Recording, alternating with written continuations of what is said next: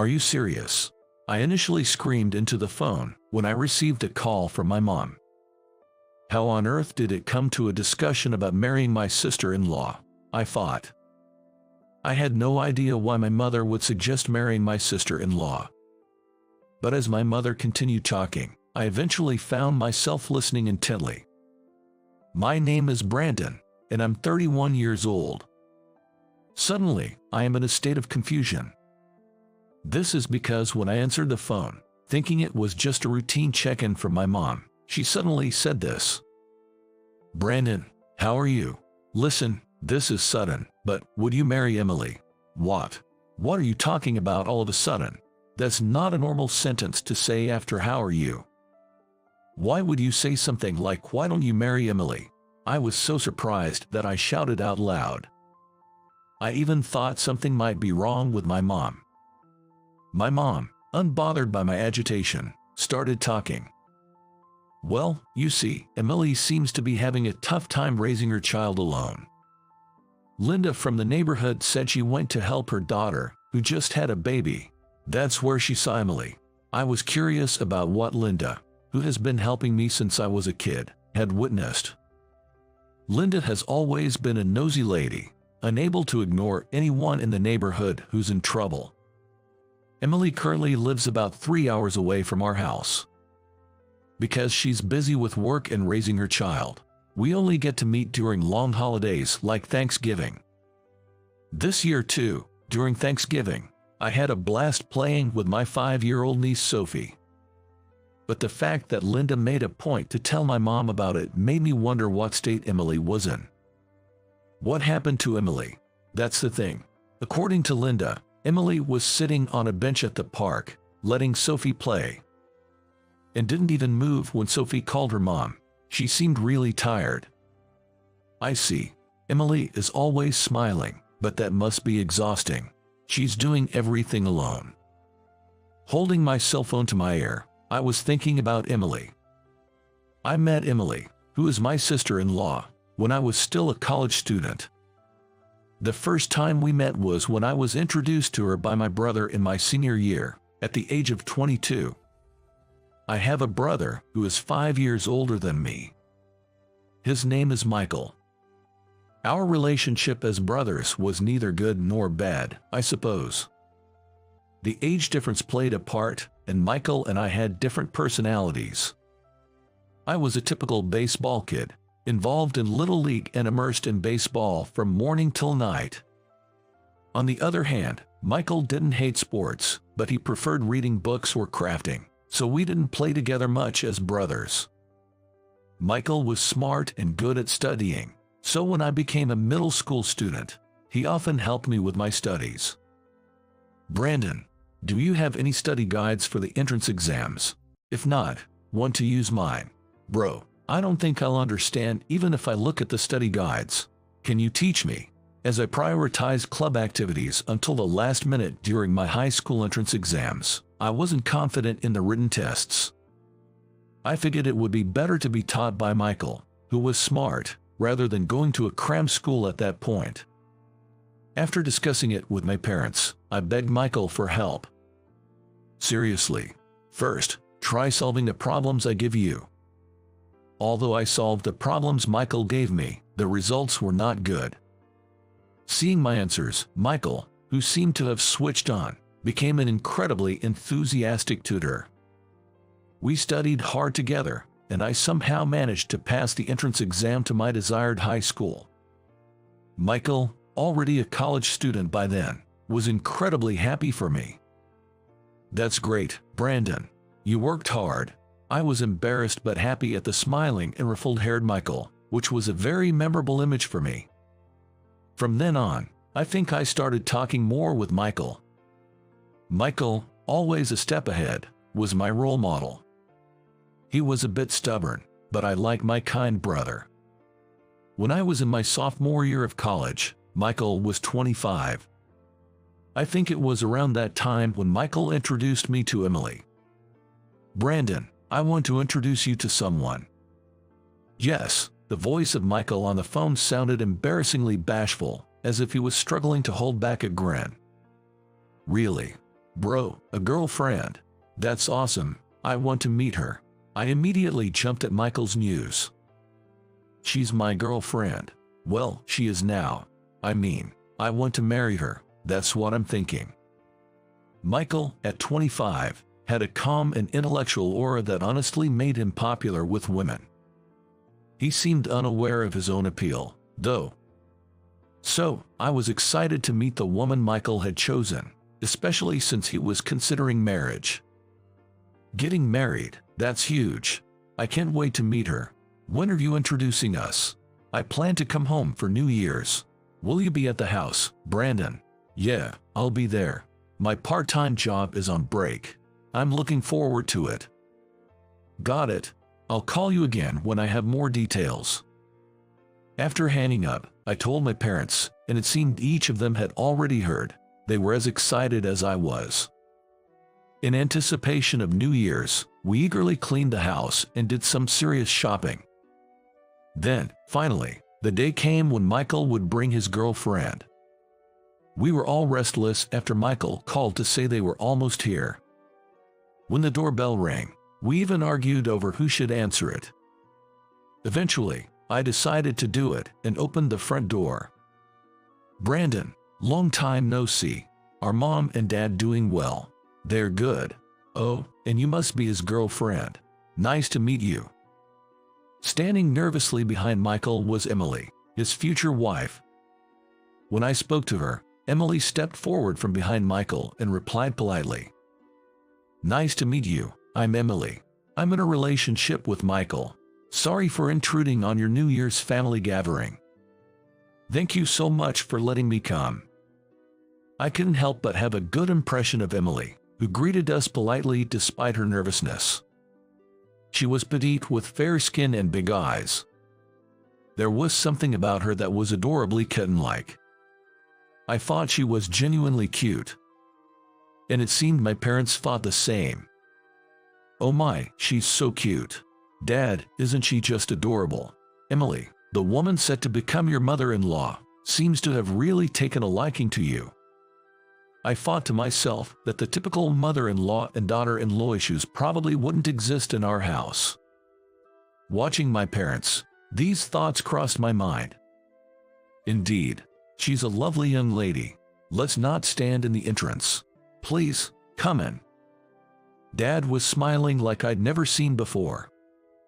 He had once said, raising two boys was a lot of fun, but I've always wanted to raise a girl too.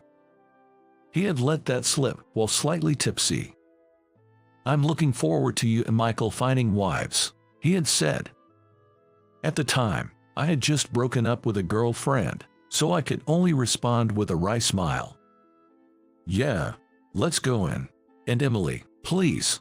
I know it's hard not to be nervous, but I think, if I may say so myself, that you'll find everyone in our family quite nice. He looked at Emily with a kind face, as if to reassure her.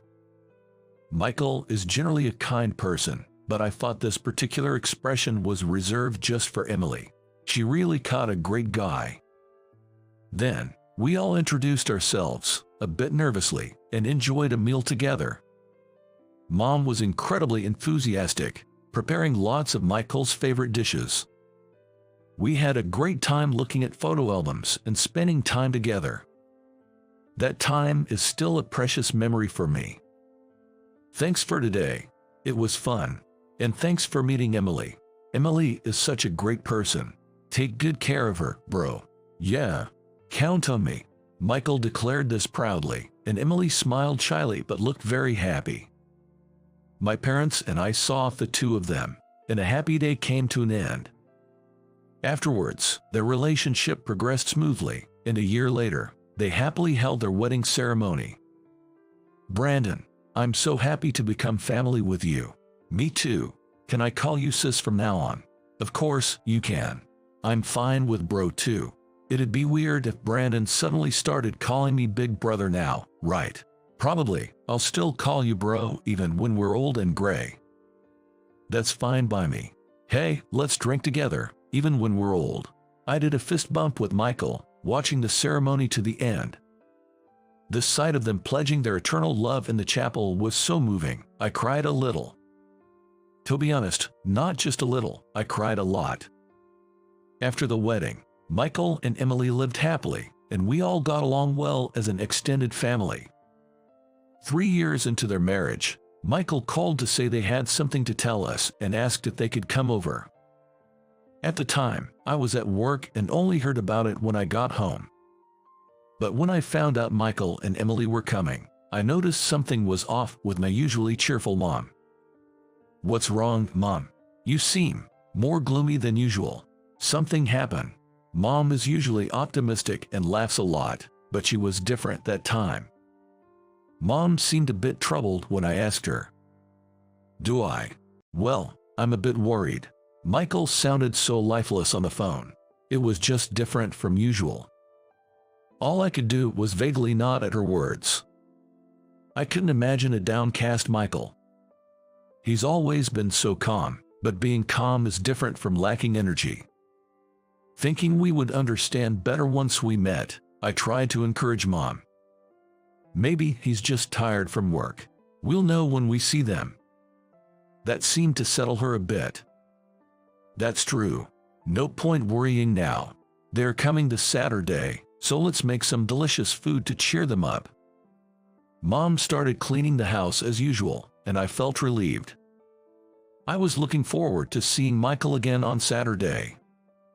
Then, on that day, about 20 minutes after Michael texted that they were almost home, they arrived at the front door. Our smiles froze when we saw them. Michael had lost a noticeable amount of weight. He was always slim, and we thought he'd never need to diet. "Bro, hey, long time no see." "Surprised, huh? I lost some weight." Michael was smiling, but his smile seemed tired. "Shall we go in? You must be tired, Michael." Emily gently nudged him with a worried look.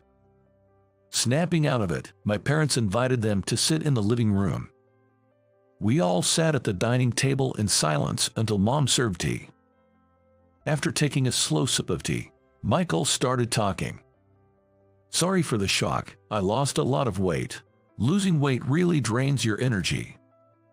"What happened? Heat stroke?"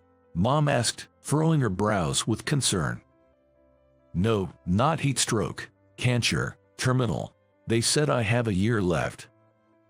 Michael spoke about something incredible as if it were nothing at all. He said it with the same casualness as if asking, "What's for dinner today?" or remarking, "The weather is really nice today, isn't it?" Naturally, my parents and I froze. I don't know how long we were frozen, but we came to our senses when Emily sniffled. I moistened my dry mouth with tea and started speaking.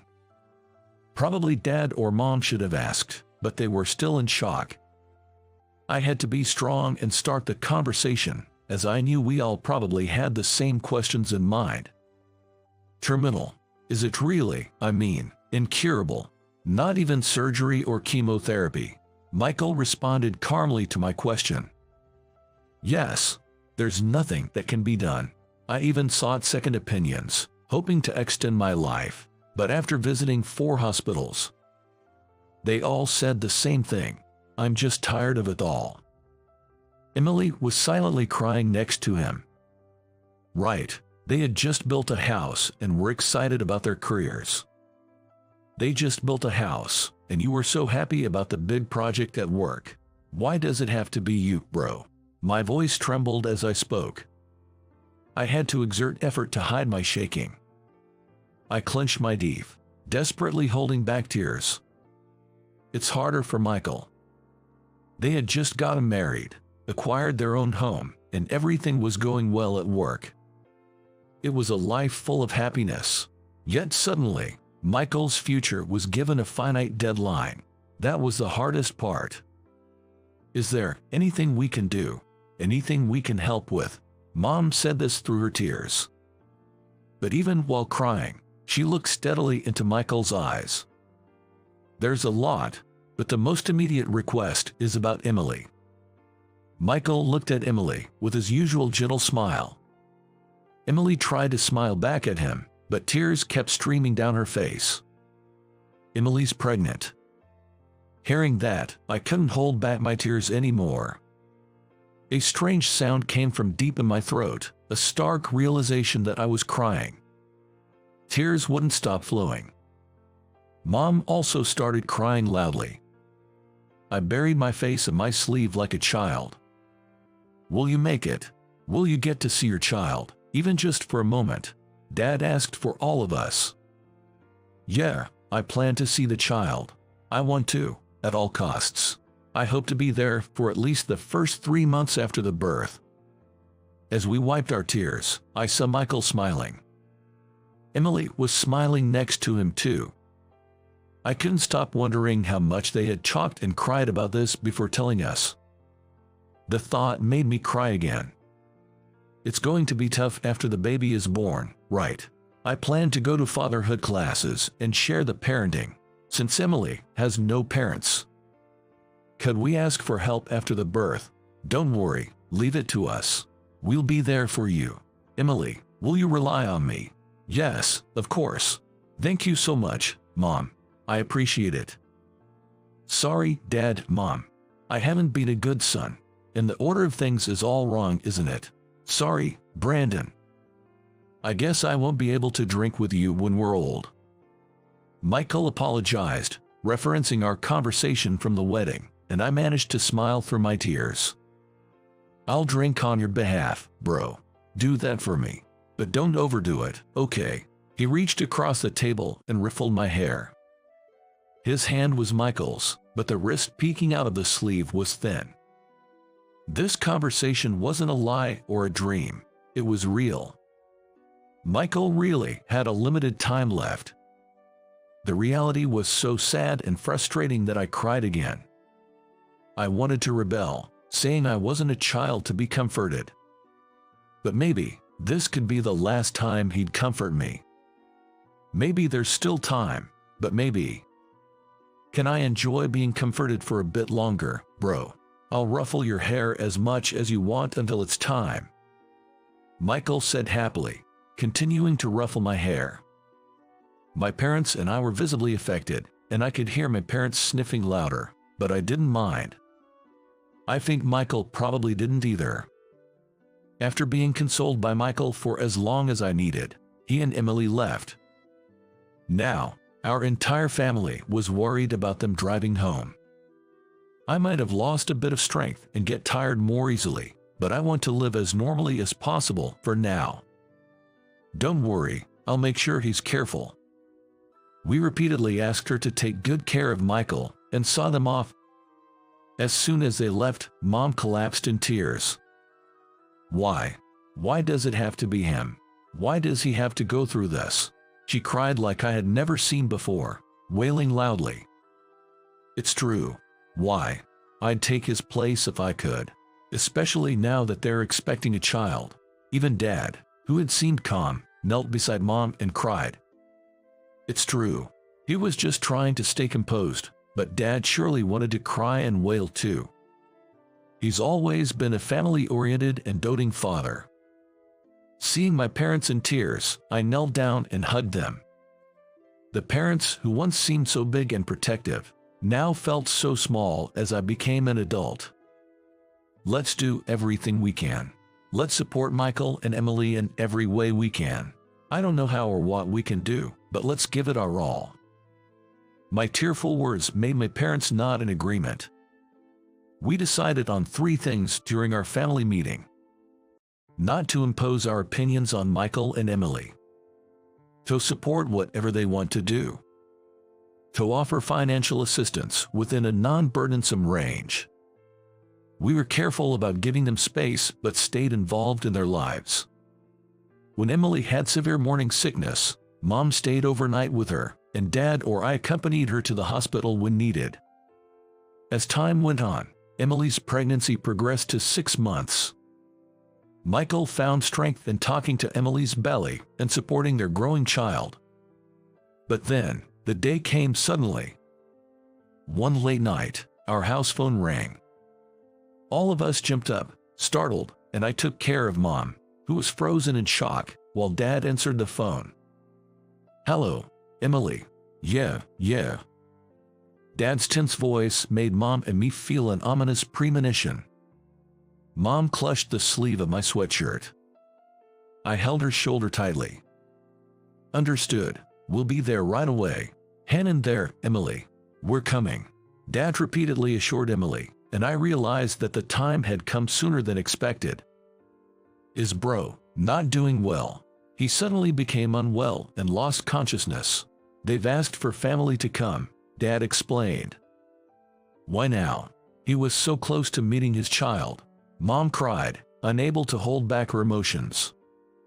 I felt incredibly frustrated. Encouraging my devastated parents, I spoke up. "Let's say our goodbyes properly. Let's get dressed quickly." "Dad, should I drive? It might be safer." I tried to speak calmly. That seemed to motivate my parents to get moving. "Would you mind?" "Thank you." "No worries.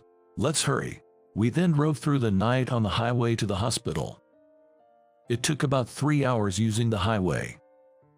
I kept wishing the hospital was closer.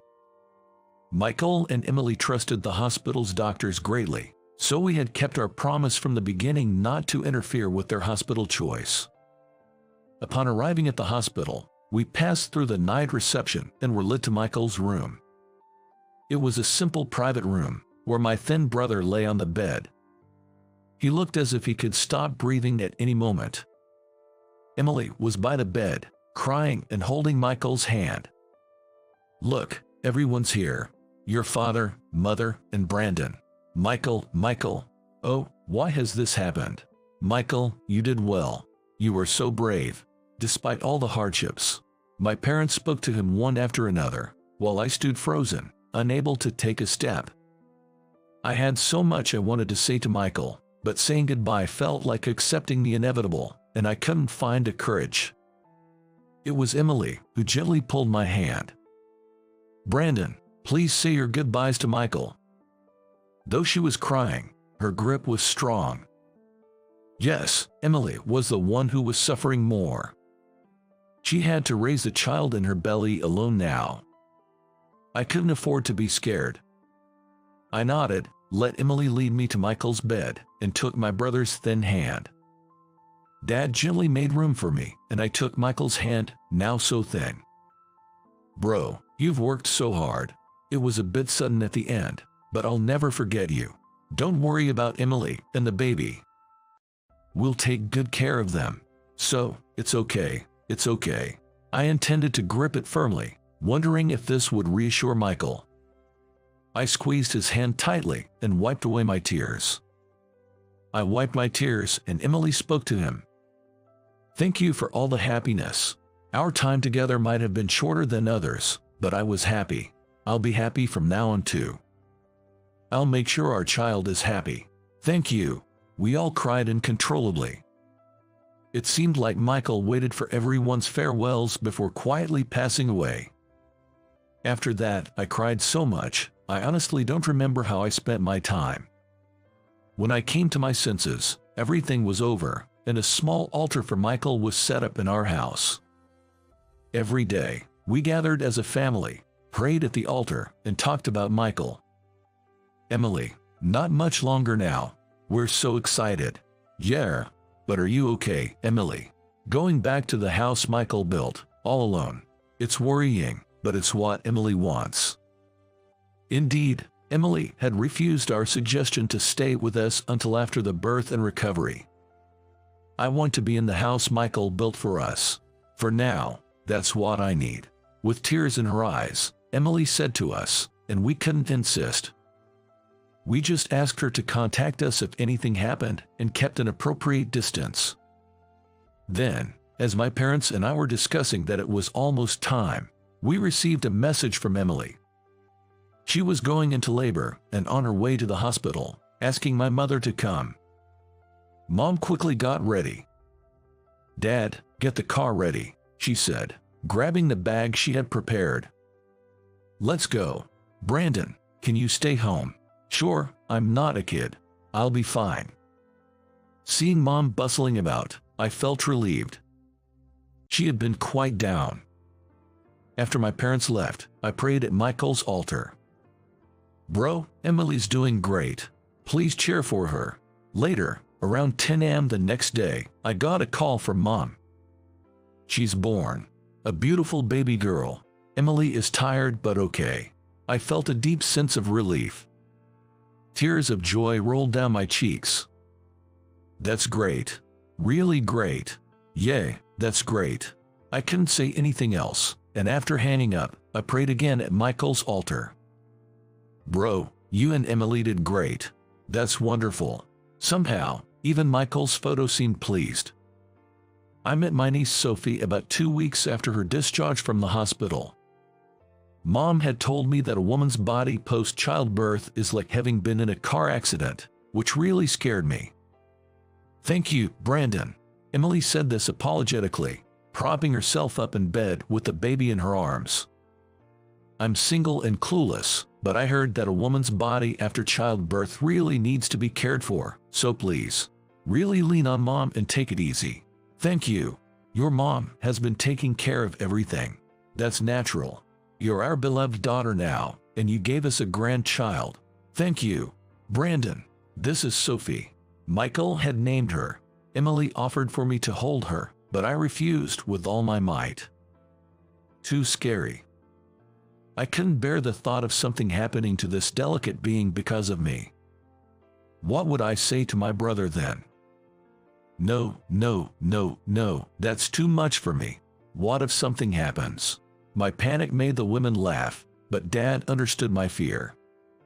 "I get it, Brandon. I was the same when Michael was born." I agreed with Dad and asked to take a photo with my phone instead. "Let me hold her when she's a bit stronger. Can I take a picture?" "Of course. Take as many as you like." She was so adorable up close, and I took countless photos. Suddenly, she opened her eyes. Somehow, she seemed to resemble Michael, and tears welled up in my eyes. "Maybe she does look a bit like Bro, doesn't she?" I wiped away my forced tears and began my first meeting with Sophie, discussing how she resembles Michael and Emily. While driving to see Emily, I reminisced about all that had happened. Sophie was now a thriving 5-year-old. Emily had been raising her alone while working, and she looked well when she last visited. If something was wrong, I figured it would be better to show up unannounced rather than calling ahead, so this time, I decided not to inform Emily beforehand about my visit to her house. Normally, it would be rude, which is why I usually wouldn't do it. While thinking about this, I arrived at the house Michael built, where Emily and Sophie now live alone. I pressed the intercom button. I heard Sophie's footsteps running inside. "Just a minute, Sophie. Don't open the door on your own. Uncle Brandon." Ignoring Emily's words, Sophie flung the door open. "Brandon, what brings you here?" Emily looked tired. "Hey Emily, it's been a while. I'm here to take Sophie for a little while." My sudden offer surprised her. "What? Take her? What do you mean? Emily, you're pushing yourself too hard. How much are you sleeping? Eating properly?" When I decided to have this conversation, I made sure it wouldn't sound like I was blaming Emily. Knowing Emily, who struggles to ask for help and always tries to handle everything on her own, it was crucial. If she felt criticized, she would only continue to push herself even harder alone. "Can you let her kindergarten know she'll be off for 3 days? 3 days? I know you have to work, so I'll take Sophie. I got tickets to that theme park and hotel she's been wanting to visit. We'll be away for 2 nights. So can you let them know she'll be off for 3 days? I showed Sophie the tickets with her favorite characters on them. "Sophie, how about going to this park with Uncle Brandon?" Recognizing the theme park, Sophie was overjoyed. "Sophie, let's go. With Uncle Brandon. Mom's going to stay home, okay? She needs a break too." It might be hard for my 5-year-old niece to understand, but I explained that her mother also needed rest. Sophie looked curiously at my face and then at Emily before smiling brightly. "Okay, Mom, I want to wear my pink pants. I want to go now." Urged by Sophie, Emily snapped back to reality. Pink pants, got it. Emily, can we talk a bit while you're getting her things ready? Sure. We three prepared Sophie's things together. Sophie went to choose a stuffed animal to bring along, leaving me a moment to talk to Emily. I told her about how Linda saw her looking exhausted, how we worried she was secretly very tired despite always smiling around us, and how Mom suggested I should marry her. Emily was shocked. What? Your mom said that? Her reaction was just as I expected. I had been equally baffled at first. I was surprised too. We both laughed. Sure, I was keeping it together for Sophie. I always think I have to be strong and keep going. Tears started to flow from Emily's eyes. I imagined that since Michael passed away, Emily might never have confided her struggles to anyone. I handed her my handkerchief. At that moment, I felt a strong desire to support Emily. Perhaps making Mom's suggestion a reality wasn't such a bad idea. Of course, Emily and Sophie's feelings mattered. I actually think it's a good idea. We know each other's personalities, right? There might be parts we haven't shown each other. But it's better than starting from zero. Emily looked up in surprise at my words. Her eyes still had tears in them, but above all, her face was flushed red, which was endearing. Are you teasing me? This is a big deal for me and Sophie. I'm not teasing. I understand it's important. You're tired now and probably can't think straight. Rest first. Oh, and this is from Mom. Saying that, I handed her an envelope filled with cash. I was asked to give this to you, with a message to use it for your own rest. Thank you. Your mom. Emily cried a bit more, but looked somewhat relieved. You look relieved. I'm glad you could cry. Think about what I said, okay? I never thought of you that way, Brandon, since you've always been just my brother-in-law. But now I remember something Michael said. What did Bro say? He said you were kind and compassionate, and if anything happened, I should rely on you, that I could trust you with me and the baby. I laughed because it sounded so bossy. It seemed like a random comment at the time, but now it suddenly makes sense. I laughed, hearing Michael's premonition. Indeed, it was somewhat presumptuous, but Michael would never entrust what he cherished to someone he didn't trust. At the very least, he trusted me enough to believe I could take care of his wife and child. I laughed to hide the sting in my nose. Bro, you were amazing. So insightful. When Emily laughed, Sophie came back, carrying an impossible amount of stuffed animals in her arms and looking extremely pleased with herself. Sophie's adorable expression made both Emily and me laugh. After convincing Sophie to bring just one toy, she and I set off for 2 nights of fun. Sophie was well behaved, managing bathroom trips and changing clothes on her own. Having bathed with her at my parents' house, I knew there'd be no issues there. What struck me was her limitless energy. How could a child have so much stamina? By the second night, I fully realized the challenges of parenting. At the same time, I deeply respected Emily for doing it all alone. All right, let's head back to Mom's place.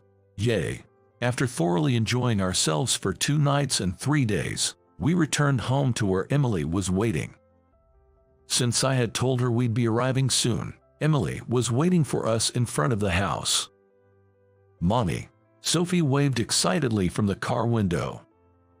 After parking and opening the door to get her out, she ran straight into Emily's arms. Chattering away, she told her mom all about our adventures. Emily, smiling and listening, seemed a bit more energized. Once inside, Sophie plopped down on my lap, making a chair out of my arms. Ah, so cute. I found myself smiling naturally. As I recounted our activities over the past couple of days, Sophie started to get sleepy and a bit fussy. When Emily suggested it was bedtime, Sophie refused to be held by her. I want to sleep with Uncle Brandon. Not Mommy, Uncle Brandon. Hold me. I picked up the grumpy Sophie and asked Emily to prepare a bed. All right, let's sleep. Uncle Brandon will sleep too. I lay down next to her on the bed. Sophie, apparently very tired, talked for a bit but soon fell asleep. I watched her peaceful sleeping face, thinking how adorable she was, and eventually, I must have fallen asleep too. I was awakened by Sophie patting my face. Wake up! Seeing me jump up, both Sophie and Emily burst into laughter. What? Seriously? I fell asleep. You looked so comfortable sleeping next to Sophie that we didn't want to wake you. I can't believe it. Even though I thought I was fine, keeping up with a 5-year-old's boundless energy for 2 days straight was apparently quite exhausting. Hey, Uncle Brandon, aren't you staying here? Sophie suddenly started a conversation. Huh? What does she mean by staying here? Like me, Emily seemed confused too. What do you mean? I want Uncle Brandon to always be at our house. I want to go out and play again, eat meals together, and nap. I wish Uncle Brandon could be my daddy. Sophie, your daddy is. I stayed silent, watching carefully. Emily seemed unsure of how to respond. As Emily was deep in thought, Sophie said to her. Pointing at Michael's photo, Sophie said, "It's okay to have 2 daddies." At those words, Emily started crying, and I couldn't help but cry too. Seeing us adults suddenly tear up, Sophie looked bewildered. Mommy, does it hurt somewhere? No, honey, I'm fine. I'm just surprised by how thoughtful you are. Yes, having 2 daddies is okay. Wow, really? You're truly Michael and Emily's child. I wiped my tears, feeling genuinely moved. Children are incredibly pure. They leap over the complications adults get caught up in without a second thought. So, Uncle Brandon, I want you to be my daddy. Feeling the weight of Sophie hunting me, I silently vowed to make her and Emily happy, in Michael's stead. Of course, that includes both Sophie and Emily. I want Uncle Brandon to be my daddy. Should we ask Mom? If Michael were here, he'd surely laugh and say everything will work out just fine. Thank you, Brandon. How about we start by dating? With the understanding that you'll be a dad, those words made me incredibly happy. Thank you, I'm looking forward to it. Yay, let's hug. Mom and Uncle Brandon, hug. Sophie pulled me over to Emily for a hug. All 3 of us were smiling. Sophie kept saying hug over and over, giggling happily, while Emily smiled shyly. I vowed to myself and to Michael to always protect these smiles.